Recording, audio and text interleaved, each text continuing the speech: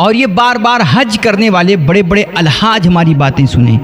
یہ جو کوئی رمضان ایسا نہیں جاتا نا کہ جس سال آپ عمرہ نہ کریں. میرے بھائی ٹھیک ہے بہت بڑی سعادت ہے، لیکن یہ بتائیے کیا اسلام میں مظلوم بے گناہ قیدیوں کو چھڑانا کیا کم بڑی سعادت ہے؟ کیا اس سے اللہ کم راضی ہوگا؟ آپ جیلوں میں جا کر کے دیکھیں میرے بھائی، کتنے ایسے بے گناہ مظلوم قیدی ہیں مسلمان کہ جنہوں نے کوئی جرم نہیں کیا، بس ان کا جرم ایک تھا کہ وہ مسلمان تھے. اس ناطے ان پر جھوٹے الزامات لگا کر کے، جھوٹے مقدمے ٹھوک کر کے ان سب کو جیل کی سلاخوں میں ڈال دیا گیا، اور جیتے جی آج ان کے بچے یتیم ہو چکے ہیں، ان کی بیویوں کا گویا سہاگ اجڑ چکا ہے، اور ان کے بوڑھے ماں باپ گھر میں پڑے بیماریوں سے جوجھ رہے ہیں. آج ان کی کوئی حالت پوچھنے والا نہیں ہے، آج ان کی کوئی خیر خیریت لینے والا نہیں ہے. وہ بے سہارا ان کے بچے بوڑھے ماں باپ آپ تڑپ رہے ہیں. میرے بھائی آپ کیا سمجھتے ہیں کہ یہ جو اللہ رب العزت نے آپ کو دولتوں سے نوازا ہے، پیسے دیے ہیں، تو آپ یہ بار بار حج کر کے خانہ کعبہ کا طواف کر کے اللہ کو راضی کریں گے؟ اور یہ بے گناہ قیدی مسلمان جیلوں میں سڑ رہے ہیں، سڑتے رہیں، اور یوں ہی اللہ آپ سے راضی ہو جائے گا؟ اللہ کے واسطے میرے بھائی، آپ کو اللہ رب العزت نے اگر دولت دی ہے، صاحب استطاعت بنایا ہے نا، آپ پر زندگی میں صرف ایک بار حج فرض ہے.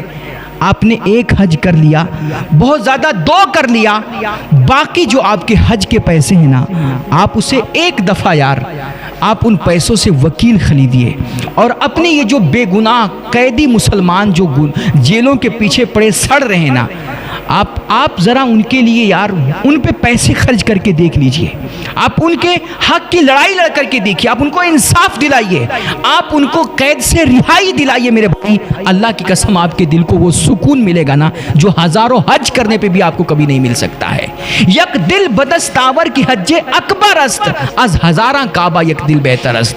علامہ جامی رومی نے فرمایا تھا کہ اللہ کے کسی بے سہارا بندے کی مدد کر دینا، اللہ کے کسی غریب لاچار بندے کی مدد کر کے اس کے دل کو خوش کر دینا، علامہ جامی رومی فرماتے ہیں یہ 1000 دفعہ خانہ کعبہ کے حج کرنے سے بہتر ہے.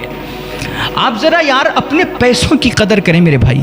اللہ رب العزت نے میں بڑی معذرت کے ساتھ عرض کروں گا، معاف کیجئے گا، آج کا جو مسلمان ہے نا، چاہے وہ عوام ہو یا خواص، میرے بھائی آج ہم پوری قوم کی بات کر رہے ہیں. ہماری پوری قوم نا صرف جھوٹ سستے جذبات سے بھری ہوئی ہے، صرف جھوٹے جذبات ہیں اس کے اندر. یہ ہم صرف بات بات پہ چیخو پکار کرنا، ہو ہلہ کرنا، اور بہت زیادہ تو بڑے بڑے ڈائلاگ مارنا صرف جانتے ہیں. باقی ہماری کوئی حیثیت نہیں، کوئی وقار نہیں ہے. اور ہماری حیثیت کیا ہے نا اگر آپ اندازہ لگانا چاہتے ہیں، اور ہماری اوقات کیا ہے اگر آپ اس کا اندازہ لگانا چاہتے ہیں نا، تو ابھی دیکھیں چند روز پہلے کی بات ہے کہ جب اسرائیل فلسطینیوں پہ ظلم کی انتہا کیے ہوئے تھا، اور جب ہمارے فلسطینی بچے بھوک اور پیاس سے تڑپ تڑپ کر کے جان دے رہے تھے نا، اس وقت ہم میں سے ہر ایک بندہ کچھ کرنا چاہ رہا تھا.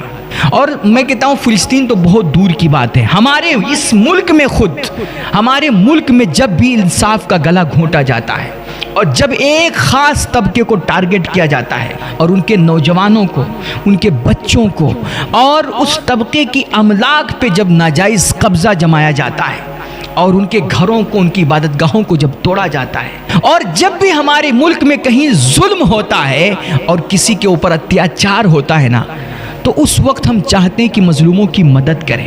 ہم چاہتے ہیں کہ یار کچھ کریں، اور کم سے کم کچھ نہیں کر سکتے تو اپنی آواز ایوان حکومت تک پہنچائیں. لیکن اس وقت ہماری حیثیت کیا ہوتی ہے، اوقات کیا ہوتی ہے، ہم کتنے مجبور و لاچار ہوتے ہیں کہ دنیا کا ایک بھی میڈیا، دنیا کا ایک بھی ایسا اخبار ہمارے پاس نہیں ہوتا ہے کہ جس کے تھرو ہم اپنی آواز لوگوں تک پہنچا سکیں، ایوان حکومت تک پہنچا سکیں.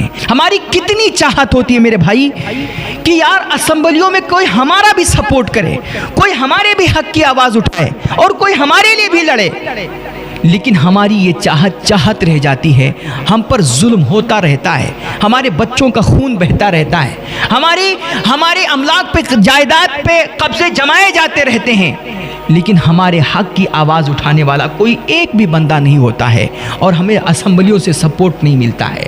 جب ہمارے بچوں کو مارا جاتا ہے، کاٹا جاتا ہے، اور ہم پر جب اتیاچار ہوتا ہے، تو ہم چاہتے ہیں کہ کاش کسی اخبار میں ہمیں کوئی ایک ہیڈنگ کی جگہ مل جائے، لیکن میرے بھائی ہمیں دنیا میں کوئی ایسا ایک بھی اخبار نہیں ملتا ہے کہ جو ایک ہیڈنگ کی بھی ہمیں جگہ دے دے، ہمارے لیے کوئی ایک ہیڈنگ بھی لگا دے۔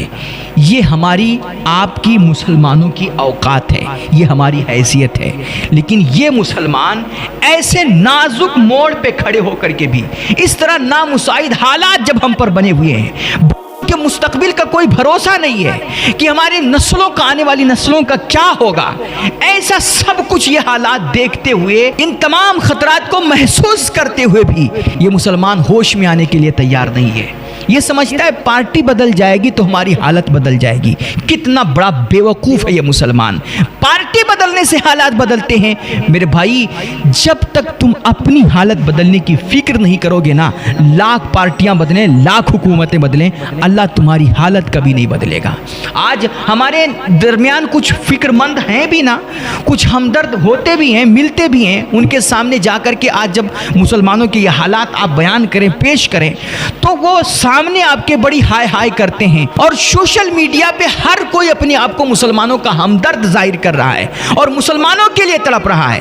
لیکن انہی تڑپنے والوں اور درد مندوں سے اگر کہہ دیا جائے کہ میرے بھائی یہ جو آپ نے 2-2 3-3 لاکھ روپیہ، 4 لاکھ روپیہ اپنی شادی کا ایک ولیمہ کرنے کے لیے جمع کر رکھا ہے، اللہ کے واسطے یار اس ولیموں کو ذرا کفایت میں کر دو، کم خرچے میں ولیمہ منا لو، باقی جو پیسے بچیں اللہ کے واسطے یہ پیسہ اپنی قوم کے غریب بچوں کی تعلیم پہ لگا دو۔ تو یہ ایسا نہیں کریں گے۔ یہ جھوٹ بولتے ہیں مسلمان کہ پارٹی ہماری دشمن ہے، حکومت ہماری دشمن ہے، اور یہ جماعتیں ہماری دشمن ہے، فلاں فلاں۔ یہ غلط ہے۔ میں کہتا ہوں سب سے بڑا مسلمان کا جو دشمن ہے نا، وہ خود مسلمان ہے۔ سب سے بڑا دشمن ایک مسلمان دوسرے مسلمان کا ہے۔ آج اگر ہمارا بھائی کسی بزنس میں آگے بڑھ جائے نا اور وہ مجھ سے زیادہ کمانے لگ جائے، اللہ کی قسم ہم اس کے خلاف اپنی ساری طاقتیں جھونک دیتے ہیں کہ کسی بھی طرح کر کے نا اس کو ہم پست کر دیں، کسی بھی طرح کر کے ہم اس کو ناکام کر دیں۔ ہم کچھ نہیں کر پاتے آج نا، تو ایک مسلمان کو ناکام کرنے کے لیے، ایک مسلمان کو گرانے کے لیے کچھ نہیں کر پاتے ہیں، تو ہم بازارو باباؤں اور بکاؤ مولویوں کا سہارا لے کر کے اس کے اوپر جادوئی کرا دیتے ہیں، اس کے اوپر کرتبی کرا دیتے ہیں۔ میرے بھائی یہ مسلمان دوسرے مسلمان کو خوش کسی صورت میں دیکھنا ہی نہیں چاہ رہا ہے۔ اگر آج ایک مسلمان ویسے تو آج یہ ہماری انہی بدعمالیوں کا نتیجہ، ہماری کرتوتوں کا نتیجہ ہے کہ آج ہم بہت مشکل سے کسی بڑے عہدے پر پہنچ پاتے ہیں۔ اور اگر کسی طرح کوئی مسلمان کسی بڑے عہدے پر پہنچ گیا کسی فیلڈ میں، اس کا کچھ تسلط بھی ہو گیا نا، تو وہ مسلمان کبھی نہیں چاہے گا کہ اس کے علاقے کا، اس کے خاندان کا، اس کے رشتہ دار کا، اس کے گاؤں گھر کا کوئی دوسرا مسلمان اس فیلڈ میں پہنچ جائے اور وہ کامیاب ہو جائے، اس سے آگے بڑھ جائے، کبھی نہیں چاہے گا میرے بھائی۔ ایک مسلمان دوسرے مسلمان کو آج کسی صورت میں کامیاب دیکھنا ہی نہیں چاہ رہا ہے۔ ہم اپنے بھائی کو خوش نہیں دیکھ پاتے میرے بھائی، پڑوسی کو کامیاب نہیں دیکھنا چاہ رہا ہے۔ تو میرے بھائی یہ پارٹیاں ہماری دشمن نہیں ہیں، سب سے پہلے ہم خود اپنی قوم کے دشمن ہیں، اپنے لوگوں کے دشمن ہیں۔ اس لیے اللہ کے واسطے یار جب تک ہم یہ اپنی عادت نہیں بدلیں گے، اپنی حالت نہیں بدلیں گے نا، لاکھ پارٹیاں بدلتی رہیں، لاکھ حکومتیں بدلتی رہیں، لیکن مسلمانوں کی کبھی حالت نہیں بدلے گی۔ جب تک ہم اپنی اس غلیظ اور سطحی اور گھٹیا سوچ سے باہر نہیں نکلیں گے، مسلمان قوم کبھی کامیاب نہیں ہو سکتی ہے۔